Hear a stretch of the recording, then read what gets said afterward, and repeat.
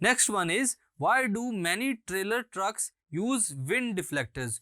Wind deflectors क्यों use करते हैं? On the top of their cabs, वो जहां पर बैठे होते हैं, जहां पर स्टीयरिंग व्हील लगा होता है उसके ऊपर। How does such devices reduce fuel consumptions.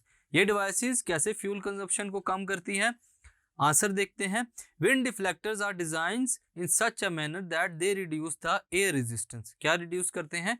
Air resistance को ऑफर्ड बाय व्हीकल और ट्रेलर ट्रक। उनकी वजह से जो एयर रेजिस्टेंस होती है उसको कम करने के लिए।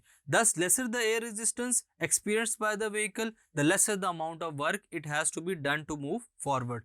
कम वर्क डन करना पड़ेगा इजीली ताकि वो मूव कर सके जो ट्रेलर ट्रक है। Owing to this reason many trailer trucks use wind deflectors on the top of their cabs because in such a way the amount of work done against the air resistance is reduced। इसीलिए उनकी cabs के आगे क्या लगा होता है students? Air resistor या wind deflectors, जो कि क्या करते हैं? एयर रेजिस्टेंस को कम करते हैं ताकि वर्क डन को कम करना पड़े।